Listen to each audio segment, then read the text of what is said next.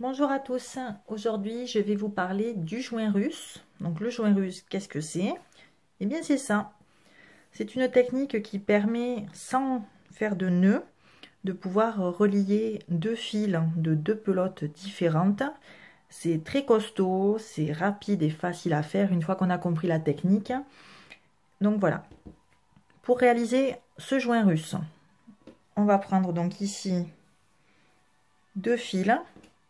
Donc moi je vais prendre des couleurs différentes. Voilà, vous allez les croiser de cette manière-là. Dans le principe, il va falloir que vous ayez le premier bout de fil qui donc passe en dessous, qui va devoir revenir de cette manière-là par-dessus. L'autre côté, nous allons faire la même chose, il va revenir par-dessus. Et en fait, quand on tire, on voit que l'on obtient ce que j'ai déjà réalisé au-dessus, c'est-à-dire donc un joint russe. Chaque fil va en fait re-rentrer à l'intérieur de lui-même. Et c'est ça qui va permettre d'avoir ce côté solidité et le côté surtout discret. Donc c'est très simple à faire. Vous allez voir. On va prendre une aiguille. Donc pour moi c'est une grosse aiguille vu que j'ai un fil ici qui normalement se travaille en 10. Il est vraiment très épais. C'est plus facile afin de pouvoir vous montrer comment ça se passe. Donc vous installez vos fils de cette manière-là, croisés.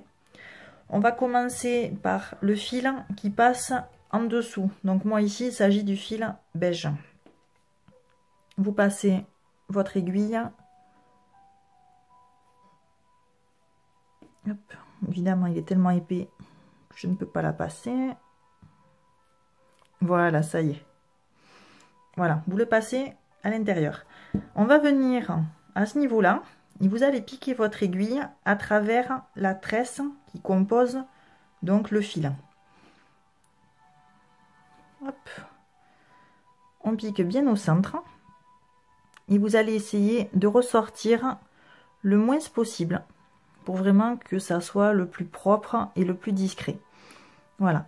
Alors on conseille en général, hein, ce que j'ai vu sur donc d'autres blogs, etc., des forums et compagnie, de passer la longueur au moins de votre aiguille, voire même le double. Ça fait plus de sécurité, plus de solidité. Voilà.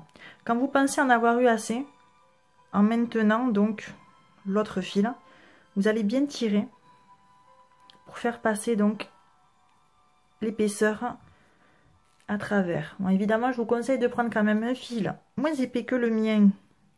Là, pour l'exemple, vous galérerez moins pour le passer. Voilà. Une fois que c'est fait, donc on tire dessus afin donc de remettre le fil correctement. Et voilà. Il reste donc un petit bout là ici. Je vais pouvoir le couper maintenant ou après, peu importe. Voilà, pour avoir quelque chose de plus propre. Voilà. On va faire maintenant la même chose de l'autre côté, donc avec le petit bout de fil qui me restait. Sauf que avec celui-ci, tandis que le joint commence à être fait ici au milieu, en fait, il va falloir que je pique vraiment dès le départ. Sinon, on va se retrouver ici avec un trou. Ça sera pas joli, ça va se voir, donc vraiment c'est à éviter. Donc on prend bien soin de piquer ici. Voilà, donc pareil, on passe une nouvelle fois notre fil dans l'aiguille. Voilà. Et donc, comme je vous disais, en prenant bien dès le départ, ici, vous allez refaire la même opération, c'est-à-dire piquer votre aiguille à travers la longueur de fil en restant le plus possible au centre. Voilà. Pareil, sur une longueur suffisante pour que ça soit costaud. Quand vous pensez que c'est bon, même chose, on va tirer. Hop là. Voilà. On enlève notre aiguille. Et comme pour l'autre côté, on tire bien sur les fils afin de bien les lisser, de bien les mettre à plat. Et voilà. Là, pareil, on a encore un petit bout qui dépasse ici, que l'on va couper. Voilà. Tada! Voilà, un joint russe est fait. Donc évidemment, bon, moi il paraît un petit peu bosselé, c'est parce que j'ai un fil qui est très épais avec seulement 2 brins. Si vous faites avec un fil à plusieurs brins, 4 ou 6, évidemment, vous n'aurez pas ce rendu-là, ce sera plus joli, plus lisse. Donc vous remarquez évidemment qu'au niveau du joint russe, on a une épaisseur qui est doublée rapport à la partie de fil classique. Ça paraît logique étant donné qu'on a mis 2 épaisseurs afin de créer le joint, vu qu'on a passé un fil dans lui-même. Mais voilà, c'est quelque chose donc qui est très costaud. Vous pouvez vraiment tirer dessus, ça ne va pas se défaire.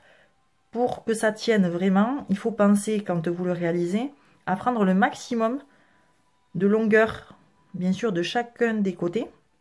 C'est ça qui va donner la solidité. Voilà, donc vous pouvez réaliser ce type de joint russe pour tous vos projets. Dès que le besoin se fait sentir, pour passer d'une pelote à l'autre, plus besoin de rentrer de fil, plus de petits nœuds disgracieux. C'est tout simple et c'est bien plus pratique. Voilà, j'espère que cette vidéo vous aura plu et je vous dis à très vite pour la prochaine. Des bisous, à bientôt.